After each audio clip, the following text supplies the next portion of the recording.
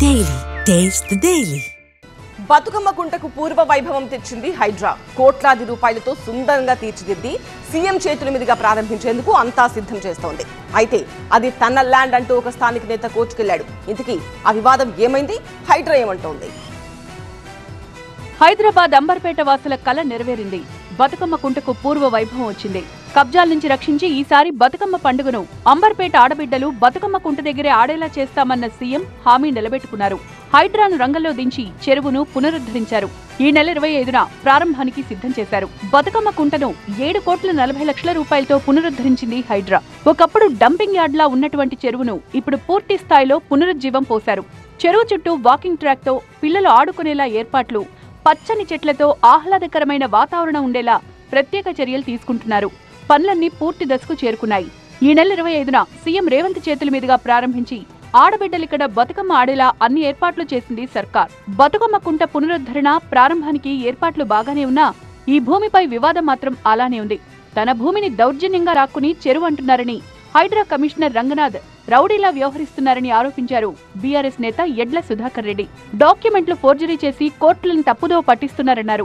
Land లో వచ్చి press statement ఇచ్చినంటే నాకు నిజంగా ఆశ్చర్యం వేస్తుంది. గవర్నమెంట్కు జ్యుడిషియరీ అంటే ఎంత చిన్న చూపు అని. అసంటప్పుడు వీళ్ళ కోర్టులు ఎందుకు, కోర్టులో వీళ్ళ స్టాండింగ్ కౌన్సిల్ ఎందుకు, కౌంటర్లు ఎందుకు వేస్తున్నారు?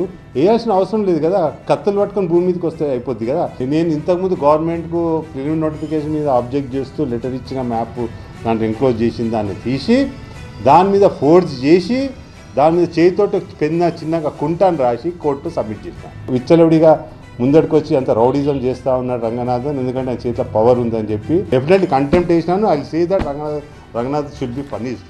బతుకమ్మ కుంట చెరువు అనేందుకు చాలా ఆధారాలున్నాయని చెప్తున్నారు హైడ్రా కమిషనర్. డాక్యుమెంట్లు ఫోర్జరీ చేశారంటున్న యడ్ల సుధాకర్ కామెంట్స్ సిల్లీగా ఉన్నాయన్నారు.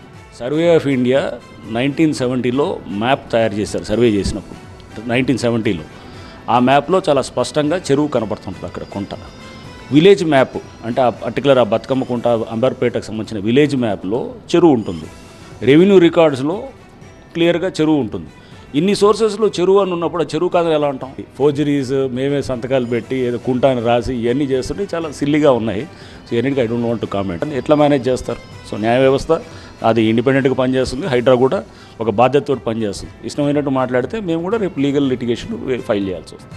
సీఎం కృషితో బతుకమ్మ కుంట కబ్జాల చెర వీడిందన్నారు మాజీ ఎంపీ విహెచ్. రాజకీయాలకు అతీతంగా అంతా వచ్చి చెరువు దగ్గర బతుకమ్మ ఆడాలని కోరారు. అందరూ రాజకీయాలు లేవురా బాబు. బతుకమ్మ పండుగ అయితే అందరూ ఆడతారు. అక్కలు ఆడతారు, చెల్లెండ్లు ఆడతారు, పెద్దమ్మలు ఆడతారు. అందరూ రావాలి 6 గంటలకు.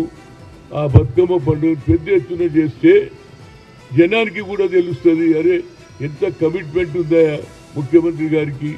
ముఖ్యంగా ఎన్నో రోజుల నుంచి ఆ బతుకమ్మ కుంటను ఆక్రమించిన వాళ్ళని పక్కకు జరిపి బ్యూటిఫుల్గా చేశారండి. అందరూ కూడా వచ్చి చూడాలి. వివాదాలు పక్కన పెడితే ఒకప్పుడు మురికి కూపం, డంపింగ్ యార్డ్లా మారిన స్థలంలో అద్భుతమైన చెరువు రూపుదిద్దుకోవడంపై అంబర్పేట ప్రజలు సంతోషం వ్యక్తం చేస్తున్నారు.